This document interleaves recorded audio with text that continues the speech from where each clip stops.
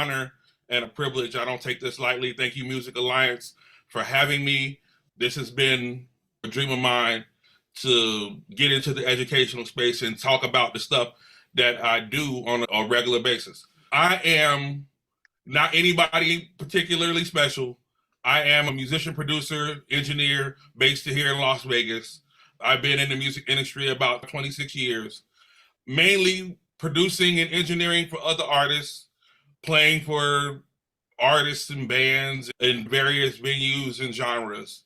Recently, the main thing I've been doing is working in the sync licensing space. That's been about 10 years now. I've seen a lot of success in that area, getting music on shows and worked in video games, seeing some success at it and running into people who also have seen some success and gleaning from them. So I'm here to share that knowledge that not only I've learned, but the stuff I've learned from other people who are seeing wild success. I'm here to give that to you. Obviously, there's a lot of people who spend time in school studying with other musicians. And of course, there's their God-given talent. Moms push them into the world with this level of talent. The music business can be like alchemy. And I would like for more people to come and talk to us about how we are making gold. I am thinking of getting into the sync space. How do I get started? Let me preface all of this by saying sync licensing and being an artist, while they do cross and they have synergies, they're sort of different things. Now, you can have success as an artist and cross over and have some success with sync licensing, but we're talking about parallel paths. Most of my career, I worked with artists and bands as a studio musician, engineering, recording bands and artists, and hoping to see some success putting music out that way. Didn't really see a whole lot of success because you're competing against everybody. Everybody has the ability to record and make awesome music if you learn how. So that being said, getting placements with artists on major artist projects, it would always be, hey man, we love this stuff. Hey man, we love the project. The companies doesn't want to get behind it. It was always something. I've got several artists signed with major labels, one of whom won a Grammy. In the sync licensing space, there's a lot less competition, but the competition is a lot more fierce. It's the long game. We're talking about the long game here. This is not, hey, I'm going to submit tomorrow and make $1 million. Chances are that's not going to happen. But if you have tenacity and you're willing to put some work in, then it could be profitable for you. I'm telling you, every quarter I get a BMI check, it does not bounce. What I see is directly in correlation with what I do and what I've accomplished. But the money's going to be there. The money's already there. The money's already moving around. How much of it you get is completely up to you. That's the beginning of the book. Getting into sync licensing. There's a bunch of ways you can do this. I'll tell you the way I got into it, and this is a horror story for everybody. I got into sync licensing actually through a music aggregator. A music aggregator is somebody who comes and they'll say, hey, man, how many unfinished tracks you have? I probably got 100, 200, 300 tracks. What if I can get that music on TV for you? I don't see no problem with that. I don't want that. So what they'll do is they'll take tracks from different producers and put those together, and they'll package that to a library or a publisher. I have 800 tracks for your next run of shows for next season. And if all the paperwork lines up, they'll take all 800 tracks.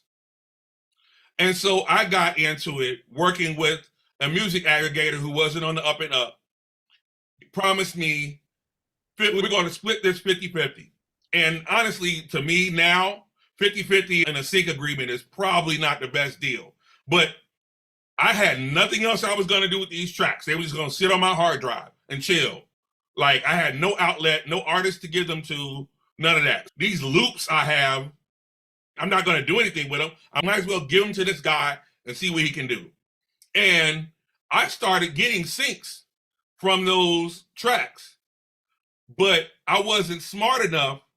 So he's like, hey, I'm going to make a BMI account for you. You don't have to worry about any of that. Red flag number one. And then when it's check time, they'll just send you a check. I'm like, cool. And so I started getting checks for little bitty amounts here, little bitty amounts there. I wasn't smart enough to go on my own account and look at the percentages that were coming in.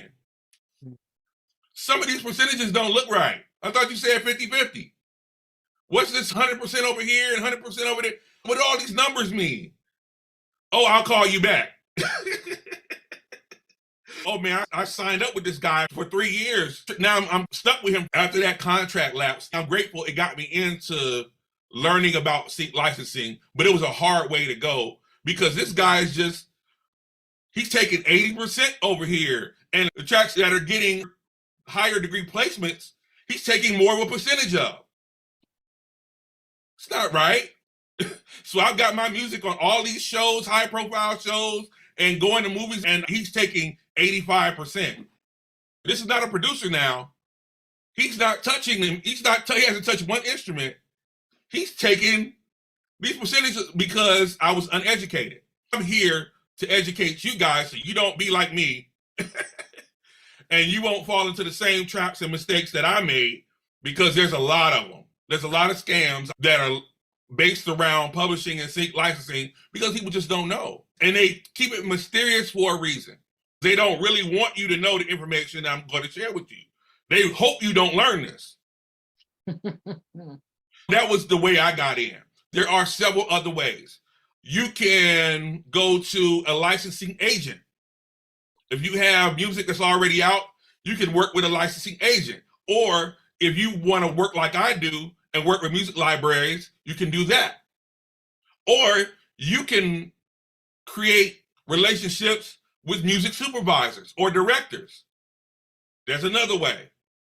And so any combination of those will get you into the sync licensing space. So what kind of music gets synced? All kinds.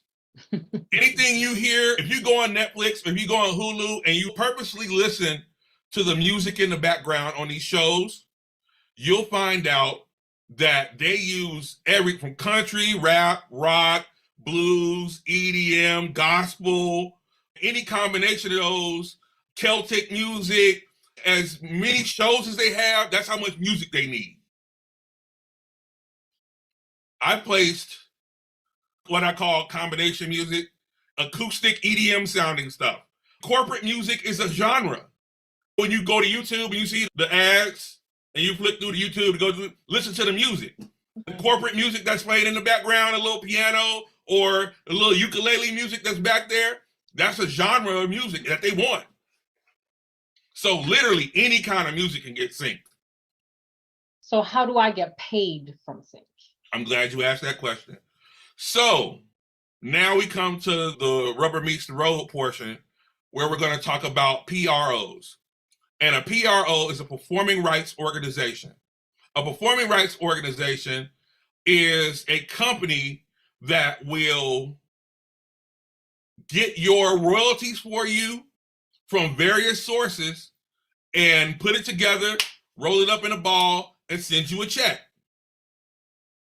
These performing rights organizations in the US are mainly BMI, ASCAP, and SESAC. SESAC is invitation only. So you can't apply for SESAC. They have to come get you. And normally if you're not a high profile writer or you're not a high profile band or something like that, you probably won't be on SESAC. You can go on their site and look and see. That's SESAC. You can go on their site and look and see who all is on SESAC. They want you to know, but you're not invited until you get big. BMI, which stands for Broadcast Music Inc., is the PRO I've been a part of for the last 10 years now. They're actually a nonprofit organization. BMI is actually nonprofit, and they aggregate your money for no upfront cost for songwriters. But if you're a publisher, if you're a publishing company, there's something like a $200 charge to sign up as a music publisher. And we'll talk about later why you become a publisher or not. ASCAP is a for-profit company that does charge you, and there's minute differences between the two, but those are your choices in America. Outside of America, they have performing rights organizations in the UK and whatnot. We're not really talking about them because I believe most of us are here. So I think BMI ASCAP kind of applied to most of who I'm talking to right now. There are minute differences between the two. One of the main ones with BMI, you don't have to pay as a songwriter, but with ASCAP, you do. I believe ASCAP's reporting is a lot more robust than BMI, but BMI will pay you on a sliding scale based upon the performance of what your music does.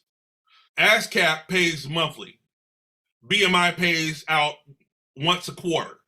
So every 3 months, BMI will send you a check, but ASCAP will send you a check every month. BMI will pay you on a sliding scale, which was the main thing for me. BMI has what's called super usage. Super usage is when your music is used in a primetime show or a AAA movie or a AAA game or something like that. That counts for 5 times the amount of money that you would have received from a regular sync. So BMI will pay you more if your music is placed in better stuff, which was the attraction for me. I believe both BMI and ASCAP will both hold your funds for a term. With BMI, you're making what you did last year.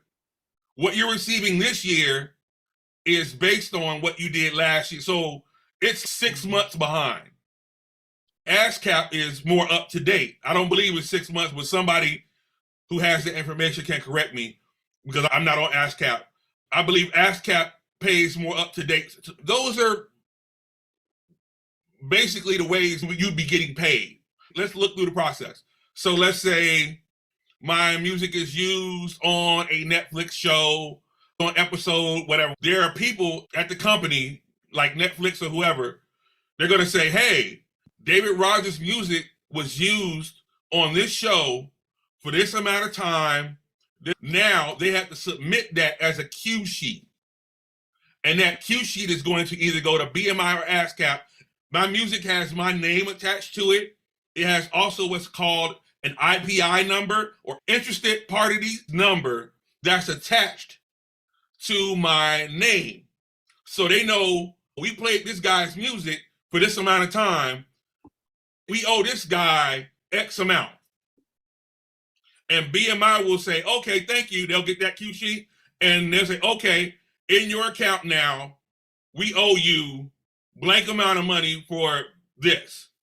And every time that music is played in that show, that money is going to correlate. It was played this quarter, it was played this amount of times. They'll send you a printout that will tell you, hey, it was played in Australia, it was played in New Zealand, it was played in Mexico, it was played in not China, but it was played in Japan, it was played for this long, it played for this many months, here's how much we owe you. And then you'll get your check based upon how many of those syncs. That's what a sync is. A sync is when someone uses your music to sync it to picture. That's what sync is. They're syncing your music to the picture. And every time they submit that, you're supposed to get paid. Or whoever's the writers or the writers, songwriters, and publishers on that music get paid. And so that's normally how you'll get paid for music. If you're dealing with a publisher or a library or an agent that comes to you and says, we want you to make this for this show. You're getting a name, you're getting known, and they come to you and say, we would like you to make this music for our show. Normally there's an upfront that they have to give to you for you to do that. And that upfront money is not a part of the royalty. The upfront money is supposed to go to you to secure the contract for you to make X amount of songs for this show. The music library is a repository for directors and music supervisors to go and find music. This is a secret. You're not supposed to know this, but a lot of libraries court music supervisors. Okay. Like, hey, here's an incentive to work with our library versus working with that guy's library. And so you have music supervisors that only go to Warner Chappell because somewhere they shook hands and something was exchanged. We don't know. That's why it's important to look for a library that works with your kind of music, but also that's getting placements on the shows you want. If I want to get started, can I just get started with one song, or do I need to have a body of work that I'm submitting? Not a solid, super solid answer to this. What I will give you is my personal opinion, because the opinions about this vary across the board. Let's say you have one hot song. You put it out on Spotify, it goes nuts. It goes nuts on TikTok. Publishers and labels might be coming to you because of this one hot song, and it may get synced in something. Apple might want it for their new keynote. So it's possible that you have one song or two songs and you get a sync from it. That's possible. But if you want to work in sync is something that you want to work in, I would say you need to be accumulating bodies of work. Normally, for me personally, I work in groups. I work in tracks with groups of 10. Some agents, they don't want 10 tracks. They have an email list with 5,000 people. Everybody sent them 10 songs. They never hear them all. So sometimes you'll hear an agent say, only send me one song or only send me 2 songs. But they're looking for something specific. When you work with libraries, a library will typically want 8 to 10 songs. It breaks down. So you have the main mix of the song, which is like the vocals, the track, everything's mixed together, blah, blah, blah, blah, blah. Then you have just the instrumental. Then you have the version that just has the hook and the instrumental. Then you have another version, I call it the dialogue version, no vocals and no lead instruments, just like the paddy stuff and drums that go in the back. Then you have a version with no drums and no bass. Then you might have a 30-second version, or just what they call a stinger version, which is just the beginning and the end, the intro and the outro. Boom. Different libraries want different stuff. It might break one song into 5, 6, 7, 8 different tracks for that submission. So when you're talking about 10 songs, you're really talking about 100 different files. Just now you were talking about agents, but previously you had been talking about music supervisors. The music supervisors, they're the most elusive people to get a hold of when you're talking about sync, because these people are the determining factor of whether your song goes in the show or not. These are the people that decide. You might have, let's say with Sony, there's only 2 music supervisors that work there, 2 or 3.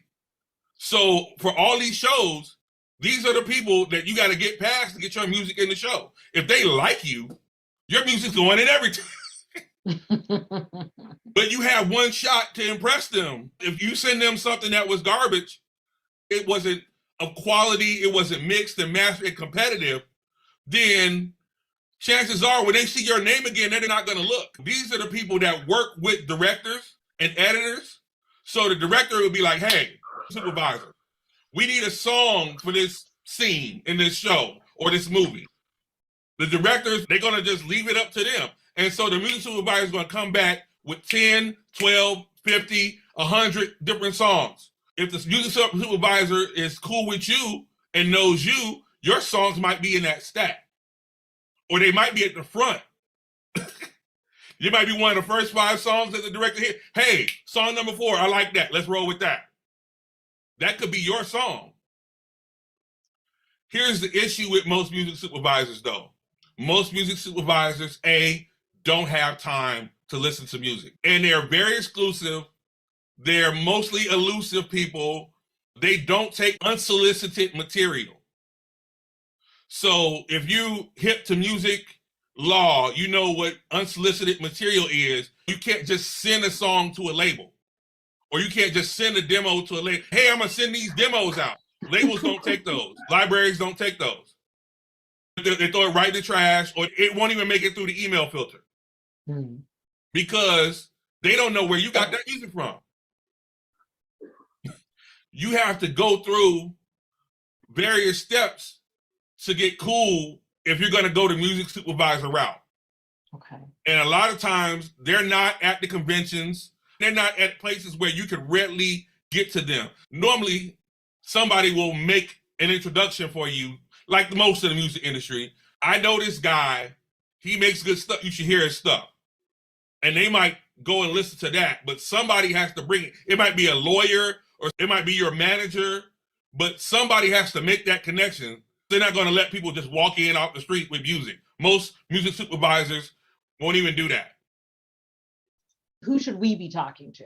If you're going to work the library route, you want to have your music in the library where these music supervisors are shopping. Think about it like I make juice. I want people to buy my juice. I could just walk up to everybody, hey, buy my juice. Or I could put it in a store where I know people shop for juice. I want the store where people shop for good juice because I want my juice among the best juices. That's what a music library is, a place for music supervisors to shop for music. You'll see on most libraries, if you want to use the music for your YouTube or whatever, you can pay us for this. But most music supervisors have a special portal that they go to. They don't have to pay. They just pick it off. They just grab it and go, grab it and go. And then if your metadata is correct, and that's what one part of a library's job is to make sure that the metadata, and we'll talk about that later, what metadata is, but the metadata that is attached to that song is correct, and you'll get paid, and your co-writers will get paid, your producer will get paid, your engineer, if you're paying your engineers percentages, they'll get paid. All of this metadata is what determines who gets paid from that song when they grab it. That's one way. We talked about agents. What an agent will do is they might have a relationship with several music supervisors because that's how they're getting songs. And they might say, hey, I need a hip hop song, Mr. Agent. Send me some hip hop right now. We're editing right now. We need it now. And one of those songs might be your song if you're contracted with that agent. We had talked before about the musical supervisor, the company screening their emails because they don't know where the music came from. What if you would like to submit a song that's already been released? These are separate lanes. Let's say you have an album and your album is great. You feel the music on this album works with the show here. I can go and search. I can even look at the credits on Hulu or whatever. What was the source for this music? Where did this music come from that I saw on this show?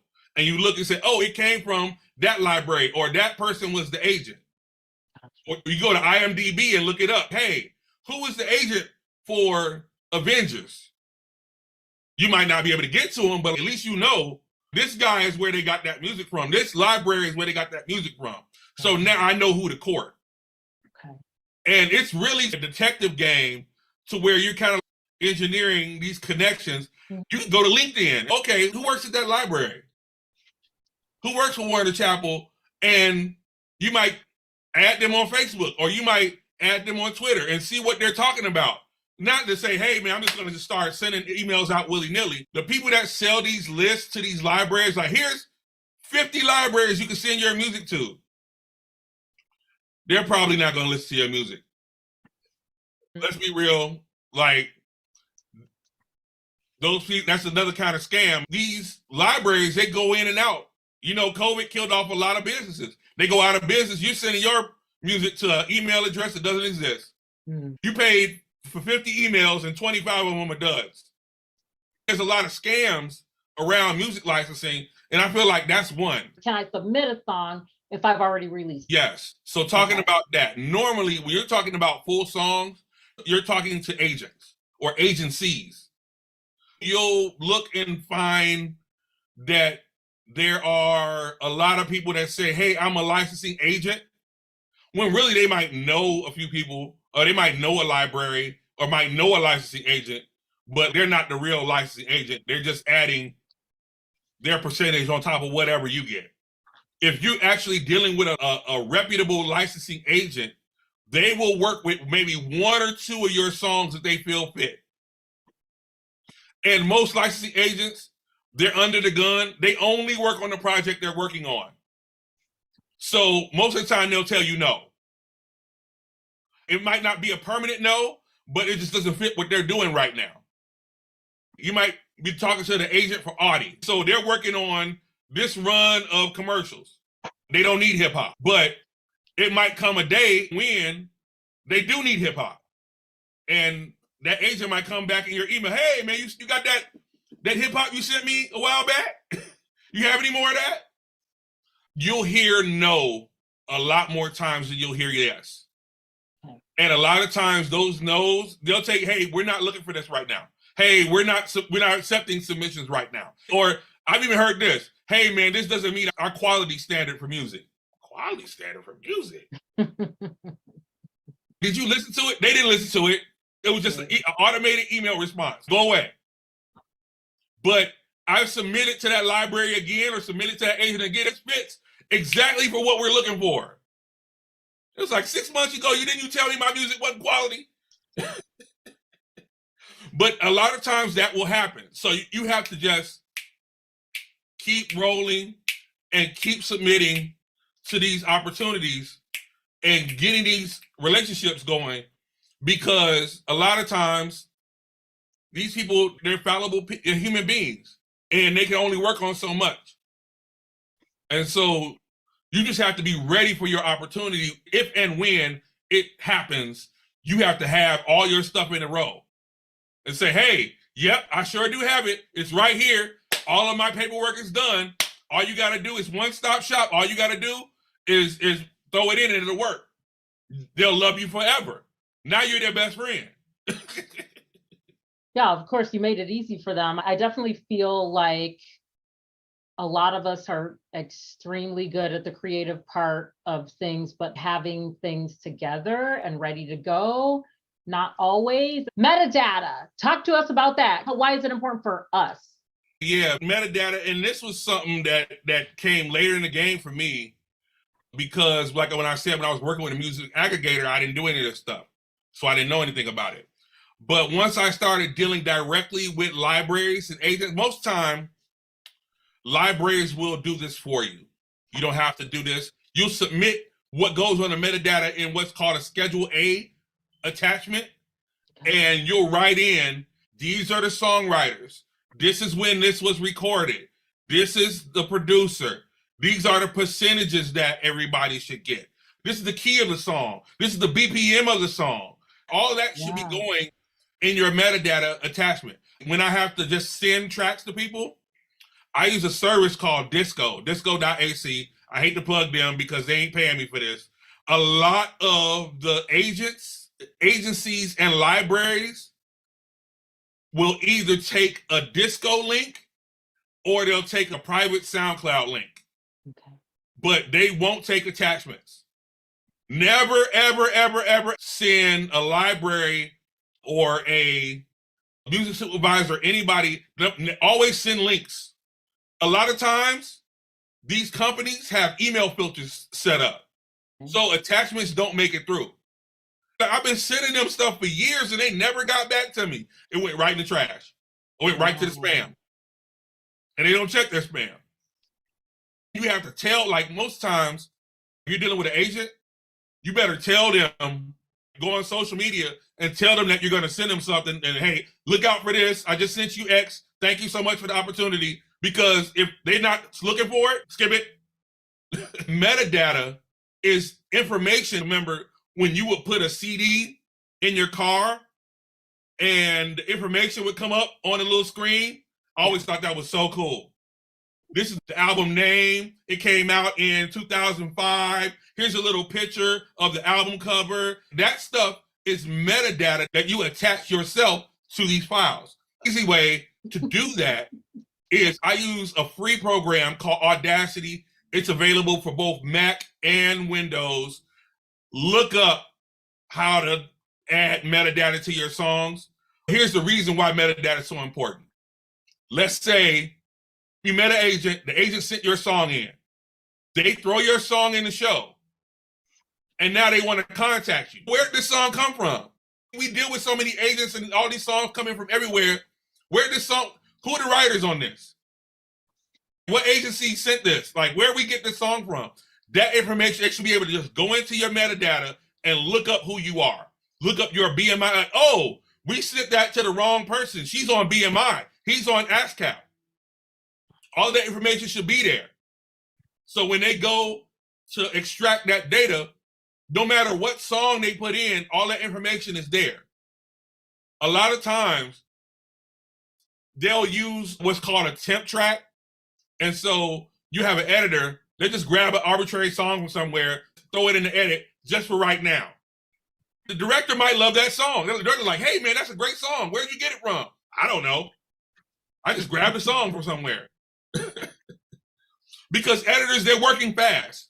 They just work, it's like a mad dash. I don't know if any of you guys have ever been in an editing session, but they're just grabbing things from everywhere. The director's yelling at them, get it done, get it done. And they're just burnt, they're like, smoke is going everywhere, and they're just grabbing things. They don't know where they got it. They don't know what folder it was in. They don't know what site they got it from. They're just throwing things. And the director said, hey man, that song was really good you put in there. What artist is that? Where can I go hear their music? Let me look at the metadata. Oh, that was Shondell. She's on Spotify. I got it from da-da-da-da-da. Oh, I got it from Disco. Here's a Disco link to all her stuff. Wow. That's the importance of having correct metadata. But if you didn't know that, you just send them an MP3. For the movie, we need a WAV file. We need the high resolution WAV file. Well, who do we go to get that? I don't know where I got this song. How would we know if somebody didn't tell us? Right. And you wouldn't know. And then they don't know who you are, so they're not going to come and tell you, hey, you missed the opportunity to be in the next Avengers movie because you had incorrect metadata. It's like going to an audition. You go and you do your best job and you leave your guts on the floor. But if you don't make it in, you don't know why you didn't make it in. You didn't have metadata. They had to move on to the next person because they didn't know how to find you. And they would do that in a heartbeat. Hey, man, sorry, man, it didn't make the cut. Even if the editor said like, hey, man, that didn't work for that show, but I'm going to use that same track because I like that track so much. I'm going to use that track in this commercial. Or I have my own project that's coming up that I'm doing outside of the company, and I might use that track for that. So you never know. You might miss an opportunity. Hey, man, you didn't make it, but you implanted a seed in their mind. They heard your music. You left an impression. Boom. What would you have to consider when preparing your song for sync? I know I heard you talk about the mixing and mastering before. You can't just make a song on GarageBand and send it in. What should we be aware of? Now, this varies wildly, and you'll get a bunch of opinions. If you start asking producers that do sync how they do this, you'll get as many answers as you ask people. Okay. But for me personally, the way I prepare my songs, first of all, when I make music specifically for sync, even if it has vocals, it's not the same way as if I would make it for radio. Okay. Or if I were making it for Spotify. Like verse, chorus, bridge, you got this long intro where I might do a solo at the beginning. I don't do that stuff when I work with sync. Okay. It's very strategic. Your music has to be written and arranged in such a fashion that the editor can do whatever they want with it. I use breakdowns and effects and stuff like that to make my music more palatable for editors so that when they use my songs, they can use it a bunch of different ways. And they can cut it a bunch of different ways. I'll do collabs with people sometimes, and they'll send me a track, and it's like stuff all the way through. Stuff everywhere. Stuff. A thing here, solo there, leads there. And it's like, well, dude, where are they going to put the dialogue? How are they going to transition to the next piece if you don't have any transitions? You have to think and go and watch. I would say go and watch how editors use music and make music that they can use versus just saying, hey, sing my song.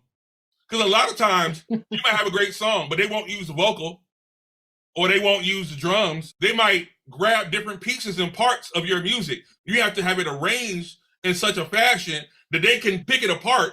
I always say for sync, I want all hooks. I want every part of the song to be a hook in itself. So if you just grab that part, you can just loop this part right now. No matter how many times you loop this part, it's going to be like, yeah, that's grooving. Or if you transition to another part, you can loop that part as many times as you want. If all of your sections in your arrangement aren't hooky and exciting, or at least they have transitions that go from in and out, then chances are you might have a great song, but like the editor's like, dude, I can't use this. It doesn't build. There's no sting on the end. Every library, every agent is going to tell you this one thing. It's the only thing I've heard that's been across the board pretty much the entire time I've been doing sync is what they call a sting ending or a button ending. A sting ending is where the music ends on the one, like dun dun dun dun dun dun dun, boom. It don't have to be a boom, but like all the instruments, has a definite downbeat on the note. A lot of times they will not take the music without that. And that might be the differentiating factor from you getting this edit or you getting this music in this library or not. Then people say, oh, this guy's a professional. This girl's a professional. She put a button ending on it. All her music has button endings. If you ever watch a commercial or watch any show where they use that, it has like that, if it's a slow song in my end, dun, that's what they're using to transition into the next part. So you can't have a fade out. We don't need it to fade. We need that.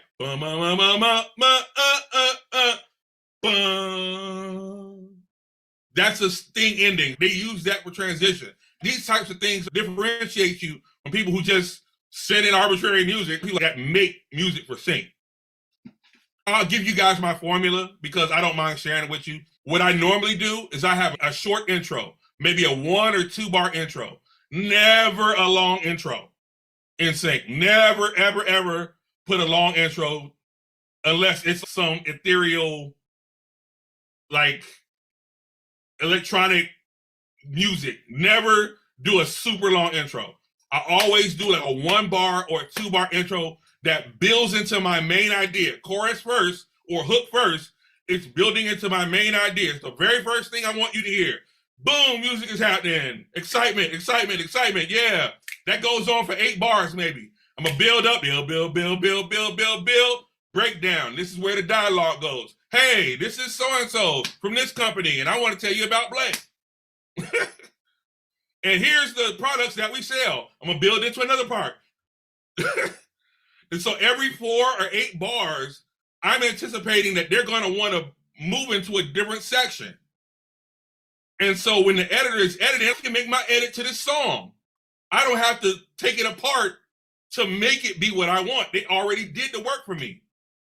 I like this guy. How many more songs did he have? Absolutely. That's so specific. That's so specific. Thanks for that. What are some things that I would want to avoid if I want placements? I don't want my long ending, long beginning, but what are some other things that I should possibly avoid? When you're sending your initial email to a library or agent, don't send them a page. Don't send them 1 page. Don't send your EPK. You want a couple sentences about who you are. Hey, I looked at your library. I think I'm a good fit. Here are some links to my music, and hit send. Don't, hey, I was born over here and I grew up here and my dog's name is, they'll trash your email. They won't look at it. Number 2, don't spam these people. Do not spam them. They'll block you. They will. They'll straight block on every platform. You'll be blocked on Facebook and go to IG and they'll be blocked there too. They value their time. And if you strike up conversation with them, you engage with them and you engage with them on a daily, they're like, oh, I know this guy. His dog just had puppies. I'm gonna talk to him. But if he's like, hey, man, listen to my music every day for 20 days, this guy's a bug. Bye. So don't spam people with your music. This is something that you should do, but a lot of people don't. Don't send your music without having the paperwork done, without having a split sheet done. Make sure all your split sheets are done. Make sure that your songs are registered with your PRO before you send them music. Because now I sent my music in, it's great. I want to represent this catalog. Oh, well, who are the writers? Let me find his name. I forgot his name. I got him on Facebook. I'll go look. You lost your opportunity. They won't listen to you anymore. This guy's not professional. You want to make sure all of that stuff is done, and hopefully in a class setting, like hopefully when you sign up for Music Alliance, because make sure you do that, because that's important. We want to be able to make sure you guys have the correct information all the time throughout this whole journey. So sign up for Music Alliance. That's important, number one. You want to make sure all these things are in a row before you hit send, because that's the only opportunity you might get with some of these people. And they have friends. You never believe what this guy sent me the other day. Even if it's your cousin or you've been with your band for 20 years, you should still do a split sheet. On your Schedule A, you'll have to put the splits in there, and you'll have to submit them the actual split. Here's a plug for SongSplits.com. I use it. They're not paying me for this, but it's good and it's free. So if you have writers that you write with a lot, or you have co-writers that you write with a lot, SongSplits.com is a great way to keep all that stuff in a row. And it's available to you in case you're out, hey, I'm out at the doctor, or I'm at my kid's football game, and I get an opportunity. I go on SongSplits and just email that from there, or put it as an attachment and go from there. If they ask me for like, hey man, who are the writers? Boom, I keep going. A great place to look legit. What I do like about Disco is that if I send you a playlist, I can add my information to that playlist. Here's my email, my phone number. Here's the writers. This is a one-stop. You don't have to go anywhere else. I own this music. I own the masters. I own the master rights to this music, and I own the writing, the songwriting, and the masters, because those are two different things publishing wise. We didn't talk about that. That's a completely different separate thing, but having the access to the master recording and the songwriting, I own both of these, and it's one stop. A lot of times, like, that's got me opportunities. Like, oh, it's one stop. Let me hear what this guy has. So yeah, that's Disco. Can you address United Masters and SoundExchange? Okay. Yeah, let's talk about SoundExchange. So you have different parts of a musical royalty. You have the songwriting and you have the publishing, but you also have the performance royalty, which a lot of people, if you just sign up for BMI, you're not getting the performance royalty. Let's say, hey, you play gigs. You're in a band. You play gigs. And a lot of these places, let's say you play at House of Blues, for instance, they have to pay at the beginning of the year, they pay a royalty for all the music that's played there. They have to pay it outright every year. So no matter what, if you play there or not, they have to pay for the royalty portion for your performance. But a lot of times you're not getting that because you're not signed up a SoundExchange or SongTrust that will go and retrieve that performance royalty for you. But that also means that when you play these places that you have to also submit that you played them to receive that royalty. But it's money that's owed to you that you're probably not getting. Go get your money. If you're playing gigs all the time and you're not getting paid your royalties from the songs that you wrote. Now, this is not covers. Unless you're playing your rendition that you have registered of a cover, this is not cover. This is songs that you wrote, original material that belongs to you. This is material that you should be receiving performance royalties for. But if you're not signed up with SoundExchange or SongTrust, you're not getting that. United Masters, they have the ability to do some of that, but I would read their fine print. I would go in there and look at what it says, because some of that fine print look iffy to me. Is there an Upwork for musicians? When you say agent, I think of internet these days, but we know Hollywood can be slow to change. Yeah, there sort of is. There's several different platforms. I know Abbott has one that they're attached to. Air Gigs is another one. If you're looking for session musicians or something like that. But if we're talking about agents, they're all over social media. You have to look at the hashtags. Pro tip, they use a lot of the same hashtags. So you can find them by hashtags. Hey, music licensing opportunity, sync licensing, hashtag sync licensing. You can go and search in Twitter or search on IG for hashtags that say that and find several licensing agents. Many of them are small or just starting out, but I don't mind starting out with a small agent that's building or going somewhere, because when they hit the big time, you hit the big time. Different from a split sheet. This is actually the co-writer that everyone nominates to be able to submit this to sync opportunities. It's a different form. Oh, yes. But you know what? There was a law passed recently, I believe, that allows for, once you agree, any songwriter that's on the song can submit for sync licensing opportunities, unless you agree otherwise. You should have an agreement between yourselves, yes. But normally, that's part of my songwriting. I built into my own personal contract. So let's say I produce a song for you. It's built into my production contract that if I want to submit this with sync licensing, I can. I'm definitely hearing a lot of us having to do our due diligence and see what we should be negotiating for ourselves versus someone just sending us like a stock whatever and being like, here, sign this, it guarantees that you get A, B, and C. When you're dealing with licensing opportunities, you are in some kind of way beholden to the client. This opportunity pays X. It's for the terms of Y. We'll have control over it for this amount of time.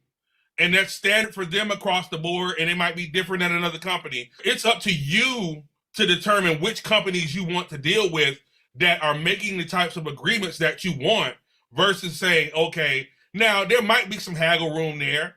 It might be something contractually that you can go back and forth with. You're not the end all be all in that opportunity. They just give it to somebody else because they got a long list of people that want the opportunity that you're up for. So if you say, hey, that doesn't fit me. Okay, well, cool. Next person in line. But it's really nice to hear you say in the sync space, this might not be the opportunity you want. And so they move on, but somebody else will have not even just an opportunity that you want, but the kinds of opportunities that you want. You touch on something that's really key here. We talked about stuff you probably shouldn't do. And one of the things you probably shouldn't do is just submit to every library and hope one takes you. I'm just going to submit to every library I can find. I'm going to go on Google. I'm going to start at page number 1, and I'm going to go to page 100 and submit to every library. Normally, what I would do is I'll look for the whole of what they don't have. Okay, they don't have an EDM guy. I'm pretty good at making EDM. I'm going to send them some EDM and see if they take.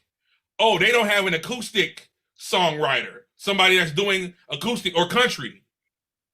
I'm going to submit for that. So I'm like the EDM guy on one library. I'm the acoustic guy on another one. I'm the hip hop guy on this one. And they never cross. Unless it's a non-exclusive agreement, don't send the same music to different libraries. Never do this. They have algorithms that they will check your music with. And they can find out, we gave it to Sony and then turned around and tried to give it to us. No, don't do that. If Sony doesn't take it, you're free to go over here and say, I would like to submit for your opportunity.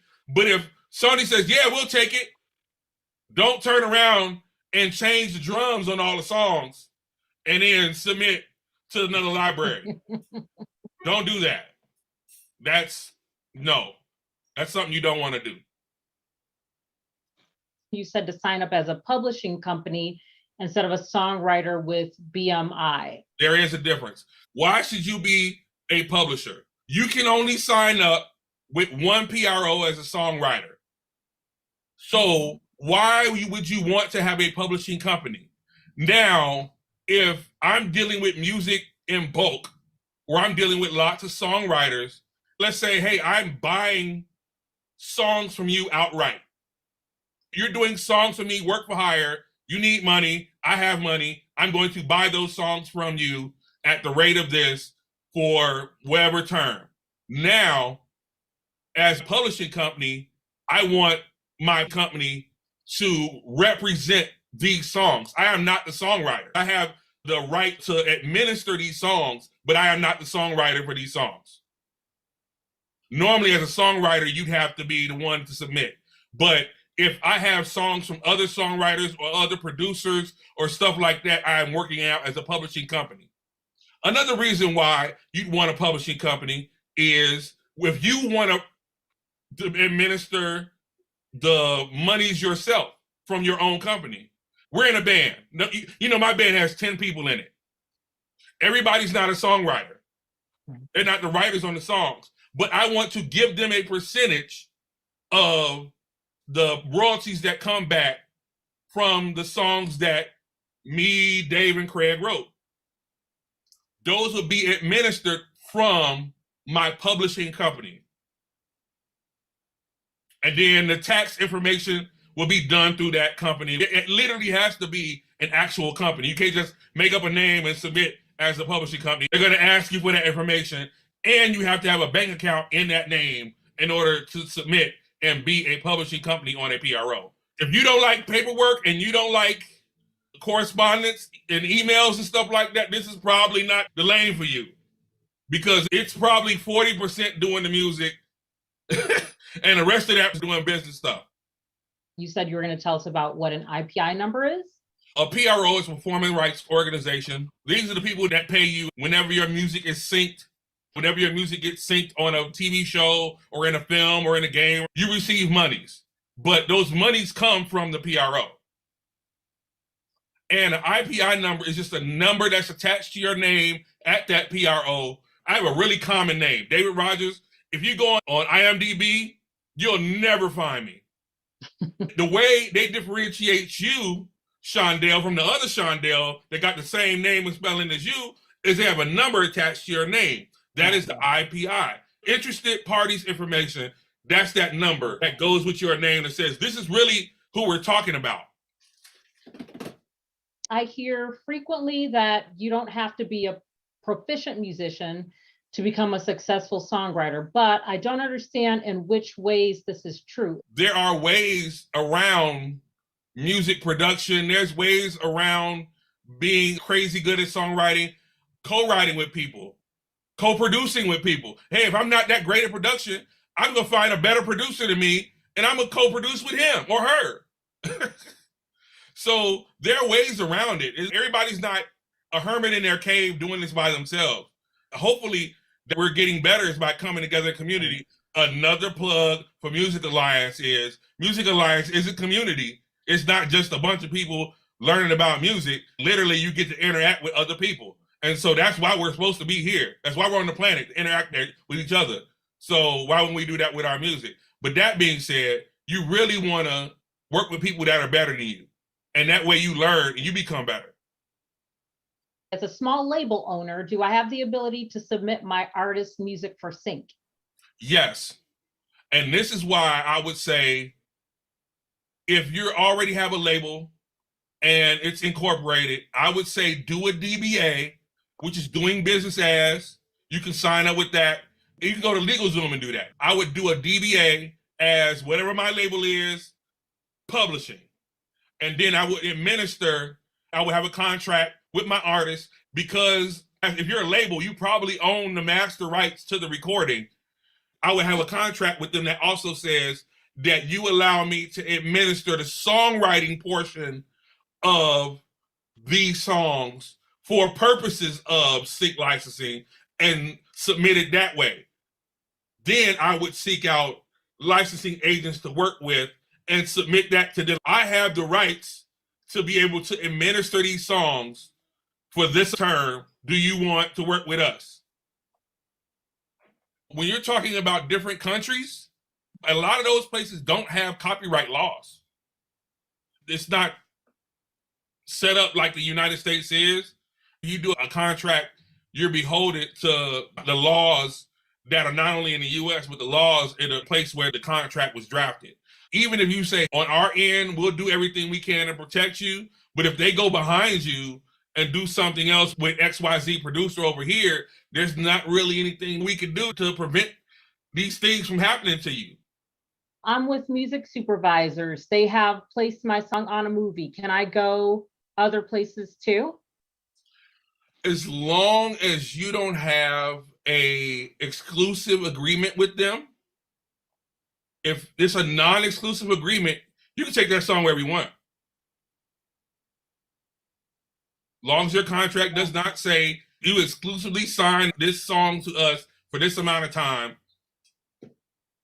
Now, there are laws that have been passed that issue you an automatic copyright once something is uploaded to the internet. I can't change the date I uploaded this to YouTube.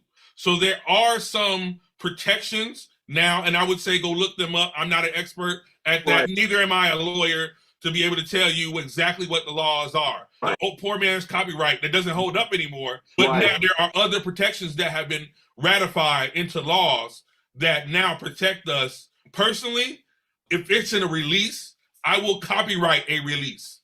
But I have so much music. We're talking about 2022, I did something like 552 tracks. Like an ungodly amount of tracks. And that's not songs, just instrumental tracks. The copyright, that would just be an extravagant overhead. The companies understand these laws. So they're not superhuman, it's gotta be copyrighted. But for international release, I personally release music under the name Forgotten Sectors. I will copyright those projects, the artwork that I made, the lyrics, the music, I copyright that as a project. Those things I do copyright. This is a big thing in the sync licensing world right now. People using samples or sample packs or royalty-free things, using stuff from Splice because it says royalty-free, so I should be able to use it. No. Let's say you download a sample, I download a sample from the royalty-free, same royalty-free site, royalty-free. I use it in my song and I copyright my song first. You submit it and you put it up on a library. The library runs it through the algorithm and says, hey, your song has copyrighted material in it. It's not accepted.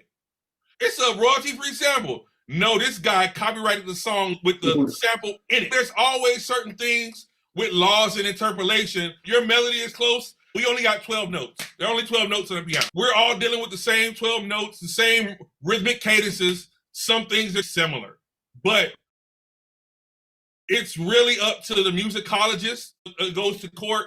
It's really up to the musicologist to say, hey man, he stole this or he didn't. I just want to thank everybody for joining us. I want to thank David for sharing so much information with us. Hopefully something I said helps you out. Yay. Let's get to work.